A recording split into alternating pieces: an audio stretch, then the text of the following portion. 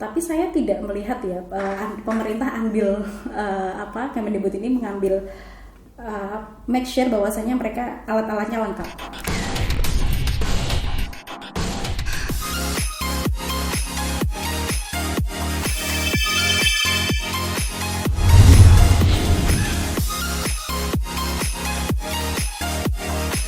Assalamualaikum warahmatullahi wabarakatuh. Kembali lagi di ngobrol santai, ngobrol olah pikir. Sore ini menjelang malam saya ditemani oleh Nurul Hidayatul Ummah. Dia adalah Ketua Umum Pimpinan Pusat Ikatan Pelajar Putri Nahdlatul Ulama.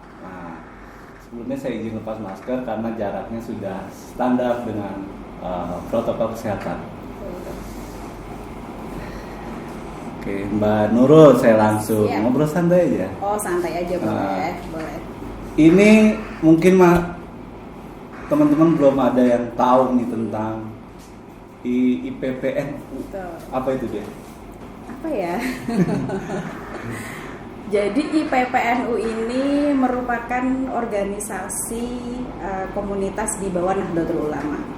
Begitu. Kalau Nahdlatul Ulama ini merupakan salah satu ormas terbesar ya di dunia. Saya bilang dunia karena memang Nahdlatul Ulama ini sangat besar sekali. Dan di dalam Nahdlatul Ulama itu ada bagian-bagian concern atau fokus-fokus yang mengurusi lini-lini masyarakat. Nah, kalau IPPNU itu fokusnya ke pelajar dan putri. Khusus pelajar putri. Berarti kalau pelajar nggak hanya siswa ya? Iya, nggak hanya siswa, semuanya. Pokoknya yang perempuan yang berusia pelajar. Nah, kalau di IPPNU ada range usianya nih, Mas. Berapa? Dari 13 tahun sampai dengan 27 tahun. 27 tahun? Ya, gitu. Itu hari ini dia programnya apa? Program banyak banget. Jadi aku ngenalin IPPNU dulu ya, gitu mungkin ya. Jadi IPPNU itu organisasi kepemudaan, organisasi OKP yang di bawah naungan Nahdlatul Ulama, yang fokusnya ke pelajar dan juga kepada pendidikan dan sosial pelajar, gitu. Dan sekarang di IPPNU ada kurang lebih 250 cabang di seluruh Indonesia dari Sabang sampai Merauke. Dan ada 30 pimpinan wilayah. 30 pimpinan wilayah provinsi ya? Provinsi, iya betul. Jadi masing-masing kota di seluruh Indonesia ini terdapat IPPNU di kota-kota tersebut. Tidak hanya di kota-kota, di daerah, namun kita juga ada di sekolah dan kampus. Kalau di sekolah, namanya apa dia? Pimpinan komisariat. Iya, komisariat di sekolah, komisariat di kampus PKPT. Gitu. Kalau kampus PKPT. Iya, gitu. Nggak mau nanya ini kenapa kok ada banyak gitu ya IPPNU di mana-mana. Di kampus ada berapa? Di kampus fokusnya kita masih di Pulau Jawa. Di kampus ada beberapa yang sudah di di luar Jawa, di Kalimantan dan Gorontalo. Sampai saat ini masih di Lampung juga ada. Gitu. Dan sudah cukup banyak gitu. Tapi memang fokusnya IPPNU sebetulnya adalah di sekolah-sekolahan. Di sekolah-sekolah? Iya, di sekolah dan pondok pesantren. Udah ada datanya berapa banyak? Datanya masih kita olah. Tapi ya sudah kalau bahasa komisariatnya sudah karena kita anggotanya sudah mencapai 3 juta, Mas. 3 juta? 3 juta anggota IPPNU. Jadi bisa jadi modal politik nih ya. Waduh. 3 juta. Terus saya manggilnya apa nih? Nurul ya? Rekanita kalau IPPNU. Oh, Rekanita. Iya, Rekanita. Tapi karena saya bukan IPPNU, jadi saya panggil Mbak Nurul aja ya. Siap. Mbak Nurul itu apa? IPPNU sudah pernah memetakan persoalan. Tadi kan dibilang fokus ke pendidikan. Khususnya pelajar perempuan ya, putri. Apa sih sebenarnya masalah yang menjadi tantangan hari ini? Itu siapa tahu teman-teman IPPNU sudah pernah melakukan kajian. Oh iya, ya tantangan pelajar saat ini dan perempuan. Kita tarik secara general. Tantangan hari ini anak-anak di Indonesia ini tidak semua bisa mengakses pendidikan, khususnya di daerah terluar, tertinggal dan terbelakang di 3T. Dan ini menjadi tantangan penting untuk IPPNU agar bisa agar bisa membuat teman-teman yang tidak bisa mengakses sekolah ini bisa mengakses sekolah-sekolahan. Nah di kita di IPPNU dari pusat sampai daerah sampai anak cabang sampai kan kita sampai kecamatan juga Mas, tadi aku bilang kecamatan, ada di desa, ada di sekolah, jadi kayak benar-benar banyak banget. Jadi tantangannya itu yaitu tadi satu belum bisa make sure teman-teman ini dapat mengakses pendidikan. Wajib pendidikan dari SMP sampai dengan SD sampai dengan SMA 12 tahun. Itu tantangan pertama. Nah, tantangan keduanya itu emang benar masih ada? Ada. Nih, case-nya dominannya di mana dulu? Luar Jawa. Sebut dong, di mana? Case-nya Sulawesi di atau Papua. Oh, Papua. Ya, case-nya kami kemarin baru saja melaksanakan program di Papua dan itu ternyata banyak sekali anak-anak yang tidak dapat mengakses pendidikan. Gitu. Itu karena pertama faktor ekonomi, kemudian faktor yang kedua yang mungkin bisa menjadi hal yang perlu diingat kita semuanya bahwasanya ada masalah ini. Itu adalah pola pikir orang tuanya. Pola pikir orang tua. Kenapa pola pikir orang tua di sana? Pola pikir orang tua di sana di Papua masih belum terbuka dan kadang masih belum mengizinkan anaknya untuk bisa mengikuti mengakses pendidikan. Gitu. Alasannya apa tuh? Ya bisa jadi dari faktor ekonomi karena anaknya harus membantu menghasilkan ekonomi, membantu ekonomi keluarga dan mungkin juga ada kepercayaan adat dan lain saya belum tahu, tapi memang itu memang harus sama-sama kita dorong agar memberikan edukasi kepada mereka bahwasanya pendidikan itu penting. Gitu. Dan menurut saya ini tidak hanya terjadi di Papua, tapi juga mungkin terjadi di wilayah-wilayah lain yang mana pola pikir orang tua akan kepentingan akses pendidikan bagi anak. Gitu. Jadi ya tugasnya IPPNU salah satunya meyakinkan para orang tua tersebut bagaimana agar anaknya dapat mengakses pendidikan setidaknya pendidikan wajib sekolah 12 tahun. Begitu. Itu caranya dengan apa? Caranya tentu banyak sekali. Pendampingan. Kenapa kita ada di seluruh daerah di Indonesia? Karena representasi dari IPPNU, ada duta-duta IPPNU yang ada di daerah-daerah untuk meyakinkan para anak-anak ini tetap bisa sekolah. Itu pendampingannya yang dilakukan oleh teman-teman IPPNU itu pendampingan orang tuanya dalam konteks membuka wawasan soal tadi yang Mbak Nurul katakan, mungkin masih ada nilai tradisi terus keterlibatan si anak membantu urusan ekonomi keluarga misalnya gitu. Itu orang tuanya atau dua-duanya? Oh, dua-duanya. Iya dong. Ini kita kerjasama dengan pengurus NU setempat juga kan gitu untuk bisa meyakinkan bahwasanya pendidikan itu penting. Berarti gitu. bukan formal ya, non formal berarti. Non formal, karena di IPPNU juga kami ada sekolah kader istilahnya. Sekolah kader. Sebelum anak ini dinyatakan anggota sebagai anggota IPPNU, maka mereka harus mengikuti ada level-level yang harus diikuti. Contoh misalnya di IPPNU ada Mapesta, Lakmut, Lakut. Nah di sini kita ajarkan pendidikan kebangsaan, pendidikan karakter, kemudian bagaimana untuk bersosialisasi, kemudian bagaimana caranya untuk memiliki self improvement, development dan lain-lain. Nah itu yang membuat IPPNU merasa terpanggil untuk bisa mengakomodir semua anak-anak di Indonesia, khususnya remaja putri. Berarti setelah di kader Mbak Nurul, jenjang sekolah kader tadi, si kadernya ini juga akan meneruskan nilai-nilai kesadaran itu. Betul. Tidak hanya nilai itu, nilai sebenarnya kayak general, semangat kebangsaan. Itu general, iya. Pokoknya nilai yang positif ya Mas ya, nggak yang negatif. Soal ini sosmed gimana? Soal sosmed, soal yang mana? Nggak, hari ini kan kita kan kalau yang digarap sama Mbak Nurul ini kan ya kalau udah pelajar berarti kan generasinya udah generasi Z ya, milenial ya. Benar. Maksud saya IPPNU juga punya pendampingan atau kegiatan atau apa yang menyadar atau minimal memberikan pengetahuan tentang bersosial media, gitu. Exactly, ada dong.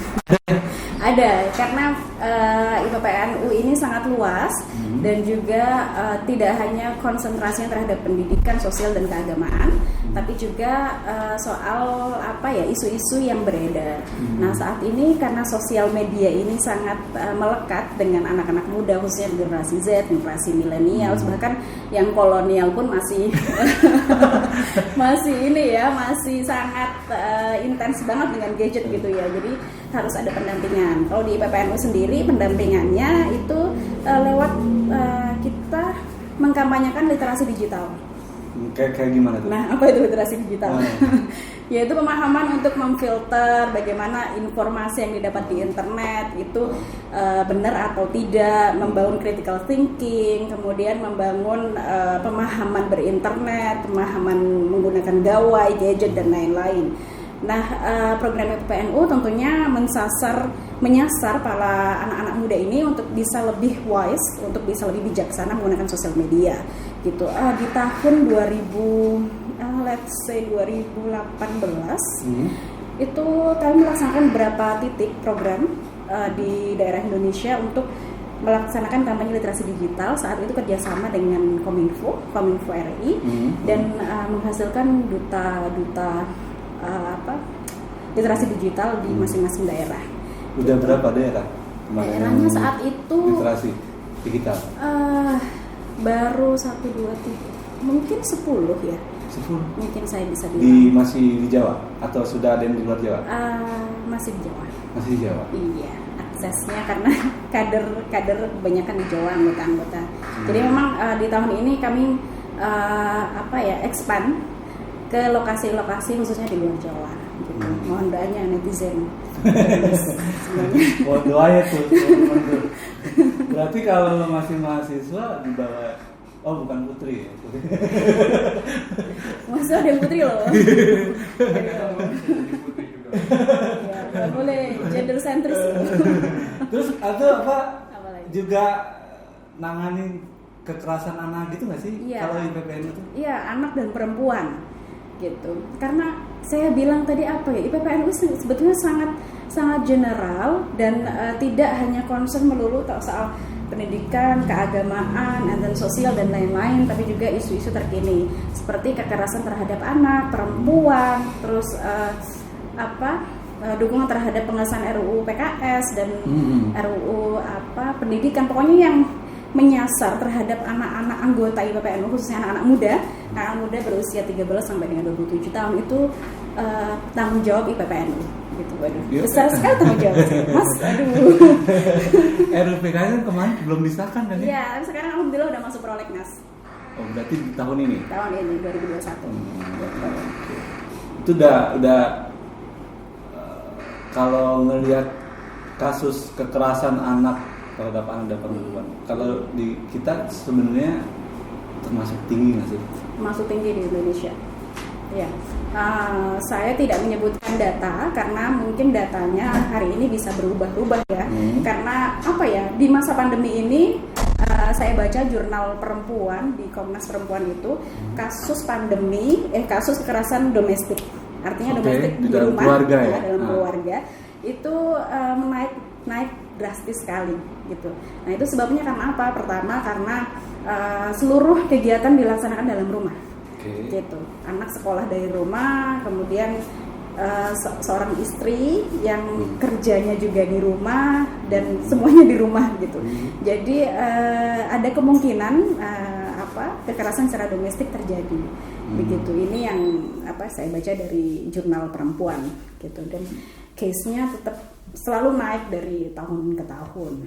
Berarti IPPNU setuju nggak kalau sekolah online belajar online tuh dilanjutkan? Depends on tergantung situasi dan kondisi gitu. Nah, maksudnya gimana tuh? Nah, kalau saat ini kami memang belum 100% setuju kalau pendidikan dilaksanakan secara tatap muka. Luring itu ya? Secara luring. Karena apa? Karena kasus hari ini positif, orang yang terkena positif corona ini semakin naik, hampir 1 juta sekarang Mas kasusnya. Kayak setiap hari kita mengikuti kasusnya, dan angka rate kematian di Indonesia ini sangat tinggi sekali gitu. Jadi masih sangat riskan sekali ketika misalnya kita mengizinkan anak-anak untuk belajar tatap muka. Pertama karena anak-anak sekolah ini pertama masih labil, masih belum memahami kebutuhan kebersihannya seperti apa, harus jaga jarak dan lain-lain. Ini masih semuanya belum paham gitu. Artinya kayak 20% let's say mereka yang paham. Selebihnya gimana gitu. Jadi kayak pertanggungjawaban atas dirinya sendiri itu masih kurang gitu, kesadarannya untuk menjaga kebersihan dan kesehatan diri sendiri gitu. Enggak misalnya gini. Bukankah itu bisa, kan setiap case COVID itu kan berbeda-beda ya setiap daerahnya. Kan ada yang zona merah, zona kuning, zona hijau, zona hitam dan macam. Apakah ini sah-sah saja diselenggarakan, tetapi dengan catatan zona hijau misalnya atau sudah relatif aman? Itu kan nggak bisa secara akumulasi diterapkan semuanya, karena tidak semua daerah kan zona merah kan. Iya. Tapi sekarang sekolah menyediakan alatnya 100% kan. Berarti persoalan itu aja ya. Lain-lain. Make sure bahwasanya mereka tidak berkumpul. Make sure bahwasanya mereka hanya sekolah pulang karena anak-anak kan masih susah diatur ya Mas ya. Ketika pulang tetap bergerombol kumpul. Kalau misalnya istirahat sekolah nih, paling ke kantin bergerombol lagi. Oke lah, di kelas setnya tempat duduknya berjarak, physical distancing. Tapi setelah itu ya tetap ngumpul lagi gitu. Kalau misalnya pemerintah bisa make sure mereka sekolah dengan aman, kemudian pihak sekolah bisa make sure mereka sekolah dengan aman, sebenarnya totally fine. Tapi lagi-lagi tingkat bahayanya lebih tinggi gitu untuk transmisi penularannya. Gitu. Itu bukan karena si pihak yang bertanggung jawab dalam hal ini kementerian kurang maksimal dalam menerapkan kalau standar protokol, artinya gini, pemberitahuan atau penyampaian standar protokol di sekolah itu seperti apa kalau misalnya dia sudah tatap muka.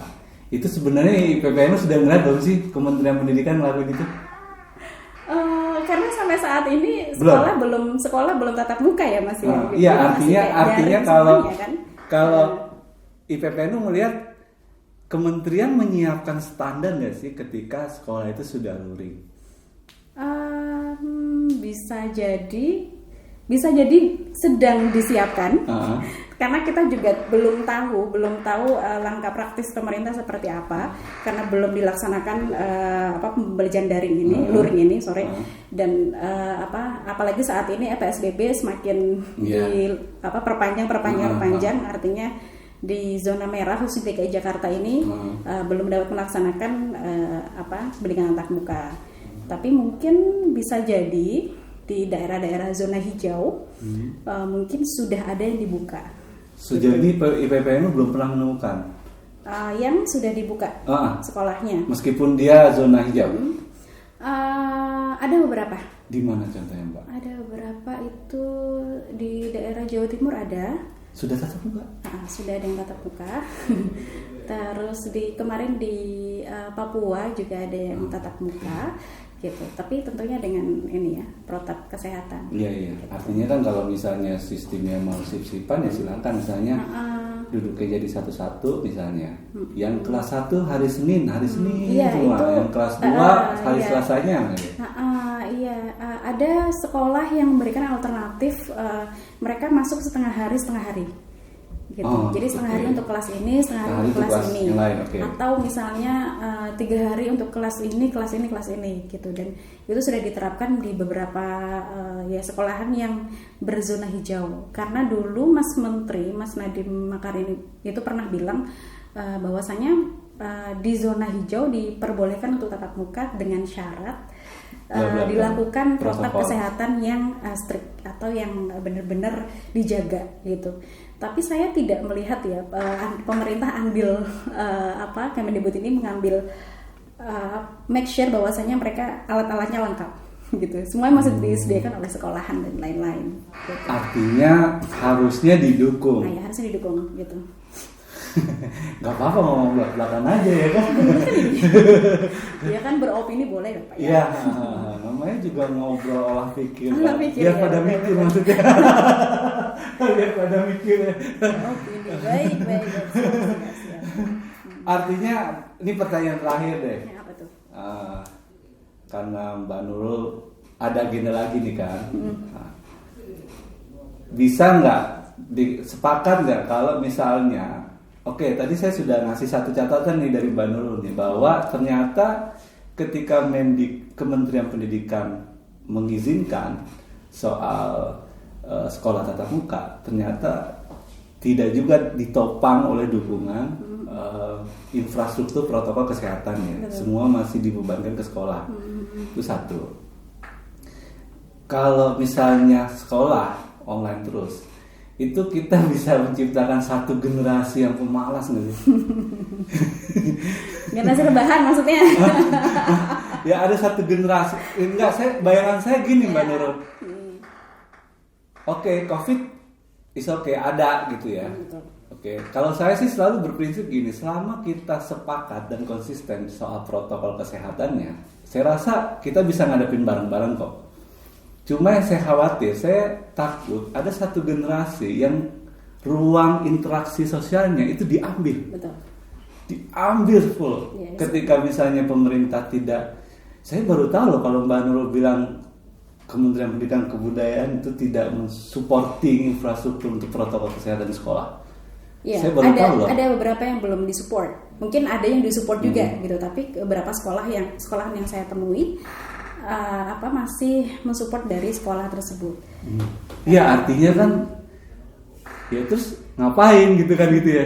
Ya tetap mereka memberikan bantuan berupa kuota saat itu dan juga infrastruktur yang lain.